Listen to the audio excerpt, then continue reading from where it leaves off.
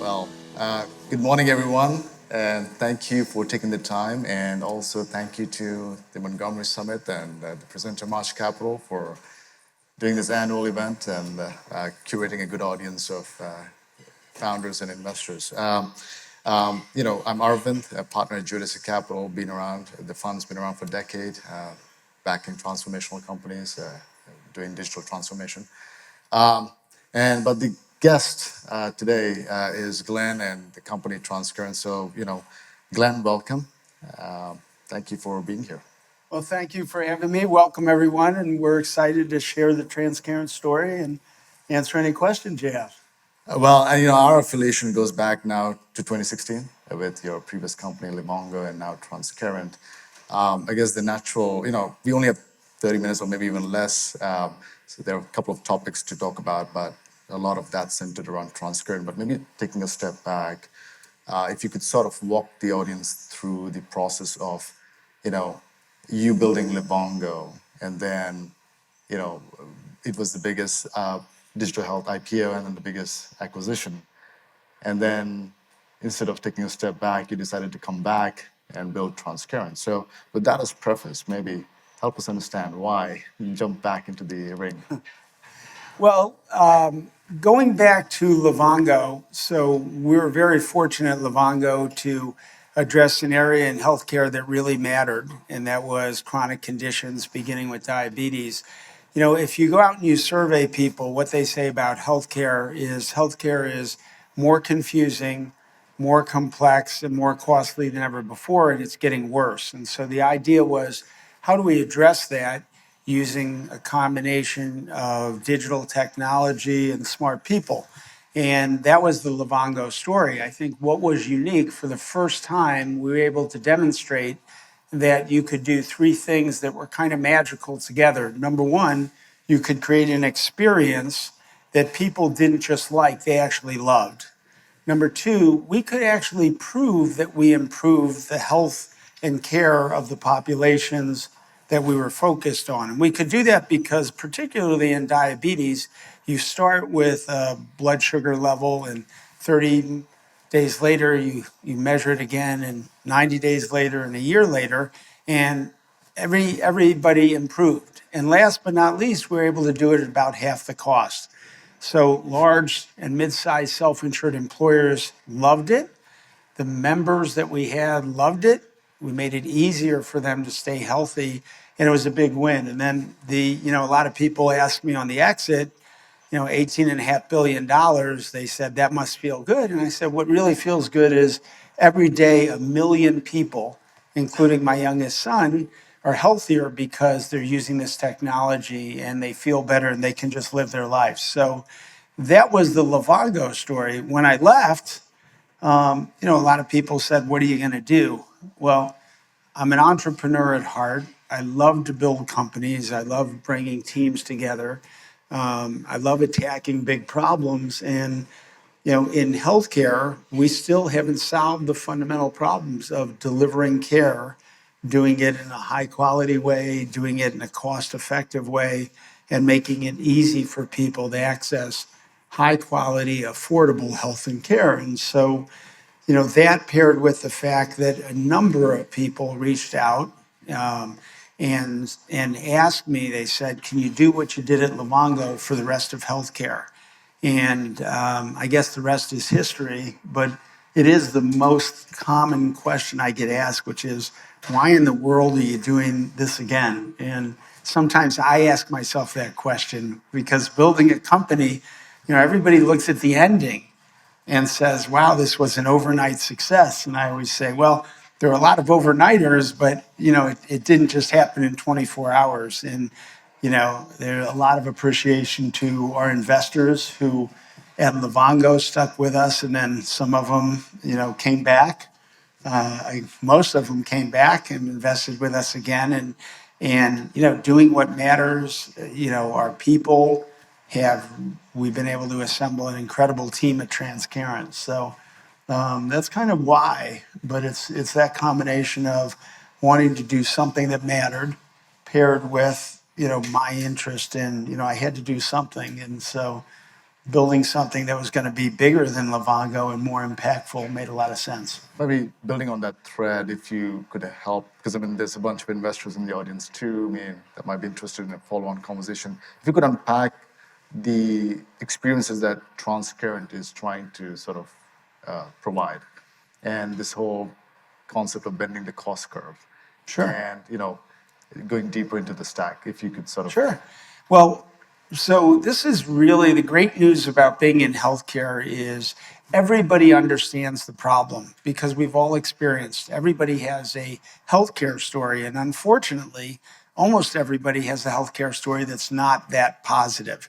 So, Transcarent, our vision is all of your health and care in one place, and it's on your phone. And that's the way we live most of our life, whether it's travel, whether it's banking, pretty much information, buying things, reservations, everything's done on your phone. So imagine if we could do all of our health and care in one place. And our mission is to make it easy to access high quality, affordable health and care. And I'll say a few words about that. That easy word is really important. When I first moved out to Silicon Valley, people said, I just don't understand healthcare because the doctor tells you something to do, and then the system puts all of these hurdles in front of you, co-pays, co-insurance, pre-authorization, and all of these barriers to do what the doctor just told you to do. You'd think you'd want to make it easier for people to do what the doctor said. And in fact, we have a system that makes it harder. So they said, why don't you just build an app or a platform that makes it easy? And then they insert a word, as easy as Amazon to get services, as easy as Google to find information, as easy as a ride-sharing app, Lyft or Uber, to order a car. Just make it easy to access healthcare because it's so complex, it's so hard. And that's really what we've done at Transcarent. So what we've done, if you think about it, is using generative AI, we've been able to create an experience that allows you in any language to essentially just talk to your phone and ask it any question about benefits. Is this covered? How much will this cost me? Any question about clinical guidance. What should I do? I hurt my knee and somebody said I should have surgery, and it would say, before you do surgery, because we know we do 30% too many surgeries, you should get an orthopedic consult, and we can set that up for you. We can do it right on your phone with the top people in the country. We could do that, or you could use a digital therapeutic. So we have partners like ViewFi, which is doctors from Hospital for Special Surgeries and all of the top places in the country, and they will, on the phone, help figure out what you should do. And then we have other partners like Sword and Hinge and folks who then can provide a digital app. And then if you need surgery, we'll find you top quality surgeons at top quality facilities, and your company will get a pre-negotiated price that's very cost effective. So all of that hassle, all that friction, we've removed it. So if you think about that, we do that for, I want to talk to a physician in 60 seconds, 24 hours a day. That's kind of unheard of. We do that for very large companies. I want to get the lowest cost medication. And in fact, we have a great partnership with Amazon where that can be delivered to your house sometimes before you get back from the doctor, the prescription that you were given. We talked about surgery, cancer care, making sure you get the best treatment. And last but not least, helping you manage in the weight health area, whether you use a GLP-1, and we don't sell any medications. We're not those folks. But we help manage the people who get them or who need surgery, bariatric surgery or the like. So all that is in one place. And benefits managers love it because they don't have to do 30 contracts with point solutions. And most important, people love it. The members love it. And that's really why this has taken off so fast. Well, I think somewhere in your conversation you talked about generative AI. So this conference would not be complete if we didn't bring that into the picture and applied AI to verticals like healthcare. Maybe, obviously you signed big names like Apple, Allstate. It's not public, so Chatham House rules maybe. But I think, could you talk about what sort of spoke to them? Brought a platform, but also how the wayfinding AI has come into action for them, I suppose. Well, you mentioned, we generally don't talk about specific names on stage, but, having the largest, most sophisticated technology company in the world choose to have 160,000 of their US employees use our experience to manage all their health and care is a pretty big vote of confidence. And literally, they sent a team of 30, 35 people who spent both in Austin and in the heart of Silicon Valley and at our own facilities, almost 2 weeks banging on our platform, security questions. Did it work? Did the Gen AI do what it was supposed to? Every aspect of it. And we came out, with glowing colors. And, that capability, the capability to go out and do full PBM and take literally tens of millions of dollars of savings out. Because you mentioned savings before. Look, our self-insured employers, which is most businesses above 1,000 now, 1,000 people are self-insured, and they are getting killed from a cost perspective. We have an unsustainable system of healthcare in this country for business. They can't be competitive. And so they have to make some change. And we can walk in and say, we'll save you millions of dollars. We'll literally guarantee it. It's not hard to do with our technology. And that's what we're doing. So, the other thing that I think is important is our platform. January 1st, we implemented 500,000 people in one day. So, when you talk about a Google, when you talk about Amazon, and we think we're building a combination of Google and Amazon for healthcare, one of the things you have to talk about is scale. Can you get to scale? Can you do that? And not only did we add 500,000 people in a day, we didn't have any issues. I mean, anybody can add them if it blows up. No issues whatsoever. And these are people who have a very high standard. These are people who understand what a good experience is like, what good software is like. And so they don't, they're not going to suffer fools well or somebody who's working through it. I think the other thing is from a disruption standpoint, today you have a lot of services like the traditional expensive old line navigators. And, what they did was helpful, but it was adding another step. I have a question, call another phone number, talk to another person, and they can't do it, but they can tell you what to do. Well, we lived that. That was called a travel agent. That was called a bank teller. That was called a librarian. So if somebody said to you, I have a question, you can either go to the library or call a librarian, try to get them on the phone, or you can Google it. We would all laugh. We'd say, what? What do you mean? But that's how healthcare is working. Those businesses are going to transition to a technology first business. Now, you're still going to need really great people in healthcare. They're never going away. But let's use them more efficiently and effectively and not have you have to make a phone call to ask a simple question like, what's my coverage on this? What's my deductible? Or questions that could be answered instantly by our AI capabilities. So it's that blending of really great generative AI, and we've invested $100 million to build what we have today, paired with real strong knowledge of healthcare and having the right ecosystem of partners.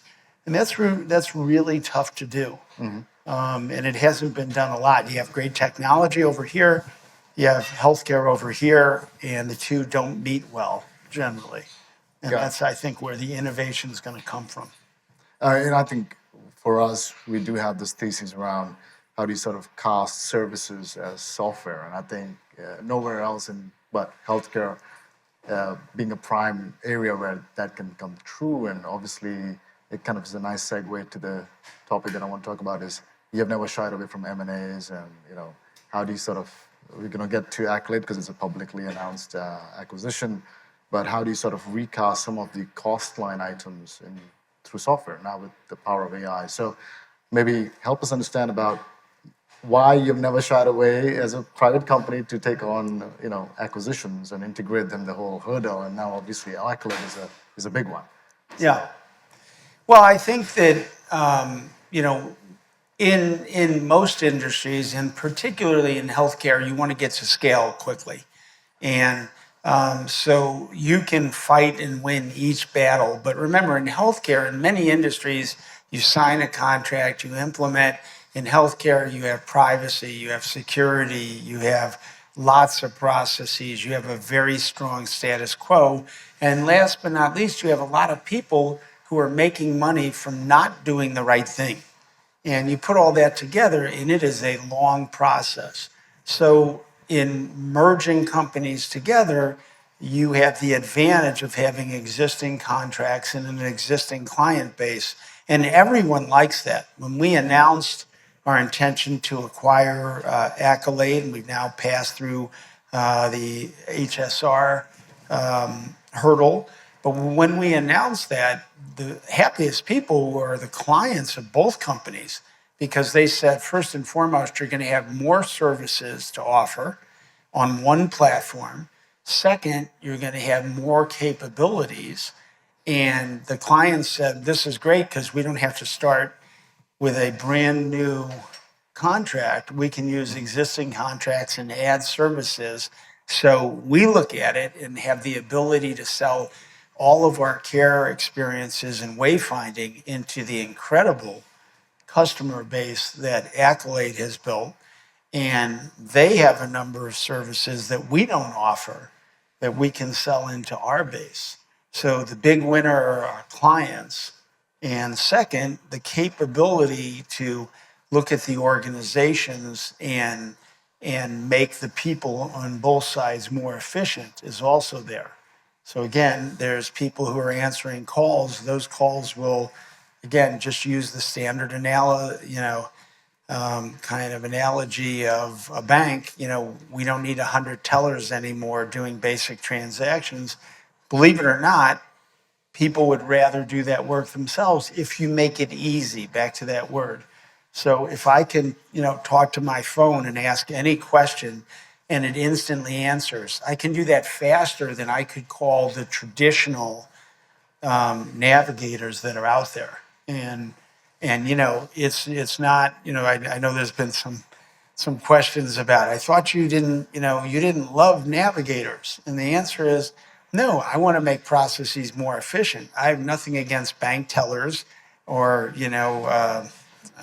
people who do ticketing for airline tickets either, but, it's not the way I want to spend my day waiting for them. I'd rather just do it efficiently online. So I think you can take those great folks and make them more efficient. And let me just give you another quick example, and that is, there's a study done that said that physicians spend more time today figuring out what your pharmacy is than they do diagnosing what your illness is. So think about that. So we've taken these incredibly smart people and we've turned them into clerks trying to figure out, do you mean on the corner of Vine and 7th? Is that the one you want to go to? Is it a Walgreens or a CVS, or did it change? And it's a complete waste of time. So when you're in our system, we don't ask people questions because people don't like questions, but they love choices. So we say to somebody, Arvind, would you like to go, if you get a prescription, we want to give you a choice. Would you like to go to the CVS you normally go to? Or there's 2 other choices that have lower co-pays or coupons. Or you can set up for mail order so you don't have to go back. Or last but not least, you can press a button and have Amazon deliver it to your door. Your choice. You make that choice. The physician never has to answer a question about it. It's beautiful. And literally, we had one of the clients called and said, somebody said they were at a physician's office, they got a prescription, and before they got home, it was already waiting at their door. That's kind of magical. And that's what this new technology, and that's a combination of AI and blockchain technology that's making that possible. So that adds efficiency, people love it, and kind of that's the future of healthcare that's coming. I know we got a couple of minutes. Maybe I'll take a pause here and see if there's any questions from the audience. Uh,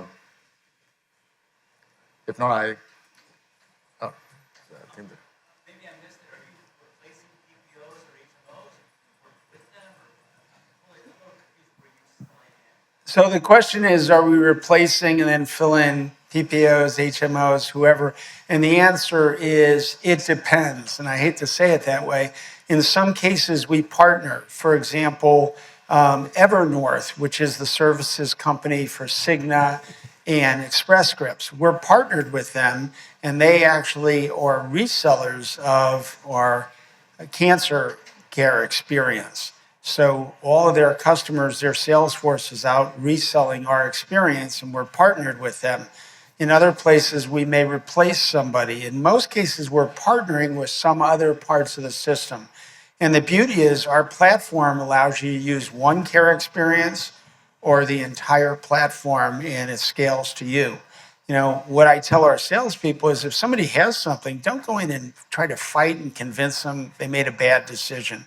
Just tell them we'll put that on our platform too. So it's very much like Amazon. You can buy their own product. You can buy any product you want on there. We just make it easier for people to access whatever they think is best and give them choice. And that's really what we're focused on. By the way, I wanted to just mention one thing. I talked about talking to your phone.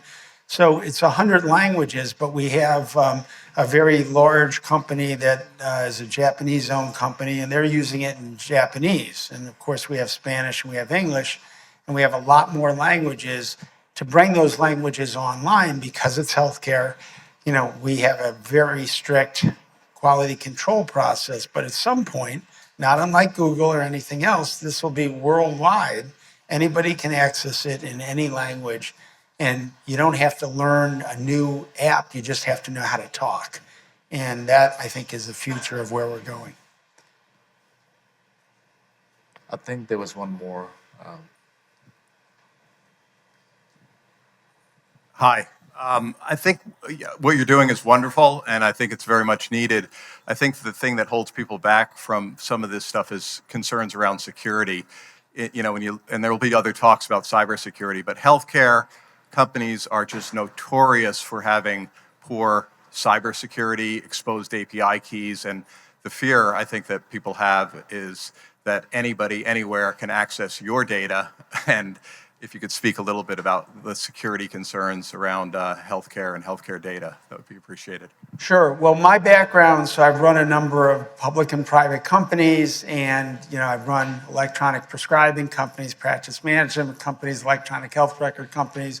When we built Transcarent, we started with a secure platform, and literally there's not a security designation that we don't have on our platform. That said, let's be honest, any platform can be hacked. So that's it. The good news is, unless you're a celebrity, your healthcare information is generally pretty boring. Now, we secure it, we package it, we protect it in every way we can, but really there's not a whole lot of interest of what somebody, if they know you're getting orthoscopic surgery on your knee, not really that big a deal. And if they know you have a chronic condition, in most cases, it's just not that interesting. That said, we do everything we can.